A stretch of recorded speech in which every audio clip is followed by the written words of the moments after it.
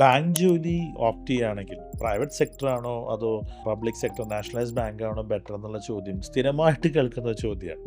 ഇത് 10-15 വർഷം മുൻപാണ് ഈ ചോദ്യം ചോദിക്കണമെങ്കിൽ തീർച്ചയായിട്ടും ഞാൻ പറയും നാഷണലൈസ്ഡ് ബാങ്കിലേക്ക് ബാങ്ക് ടെസ്റ്റ് എഴുതി പോയിക്കോളൂ, വേറൊന്നും ആലോചിക്കുകയേ വേണ്ടെന്ന് ഞാൻ പറഞ്ഞാണ്.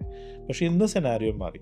ഇപ്പോൾ നാഷണലൈസ്ഡ് ബാങ്ക് തന്നിരുന്ന ജോബ് സെക്യൂരിറ്റി ഇല്ലാണ്ടായി. പണ്ട് ബ്രാഞ്ചിലിരുന്നു വരുന്ന കസ്റ്റമറെ സർവീസ് ചെയ്യുക എന്നുള്ള രീതി മാറിയിട്ട് പ്രൈവറ്റ് സെക്ടറിലും നാഷണലൈസിലും ജോലിയുടെ രീതിയൊക്കെ സെയിം തന്നെയായി. ഇപ്പോൾ വളരെ ഹൈ ലെവലിലും സെയിൽസും പോർട്ട്ഫോളിയോ മാനേജ്മെൻറ്റും എല്ലാം വരുന്നുണ്ട്, ഇൻവെസ്റ്റ്മെൻറ്റ് ബാങ്കിങ്ങും എല്ലാം വരുന്നുണ്ട്. എന്നാൽ പാക്കേജ് നോക്കുകയാണെങ്കിൽ പ്രൈവറ്റ് സെക്ടറിൽ പ്രത്യേകിച്ച് ഇൻ്റർനാഷണൽ ബാങ്ക്സ് ആണെങ്കിൽ വളരെ ഒരു ഇതിൻ്റെ 10 മടങ്ങാണ് പാക്കേജ് എല്ലാം കിട്ടുന്നത്. അപ്പോൾ ഇന്നത്തെ ഒരു സിനാരിയോയിൽ തീർച്ചയായിട്ടും പ്രൈവറ്റ് സെക്ടർ ബാങ്കിലേക്ക് കയറാനുള്ള കോഴ്സുകൾ പഠിച്ച് അങ്ങനെ കരിയർ ബിൽഡ് ചെയ്യാൻ നോക്കുകയാണ് better in terms of salary എന്ന് ഞാൻ പറയും.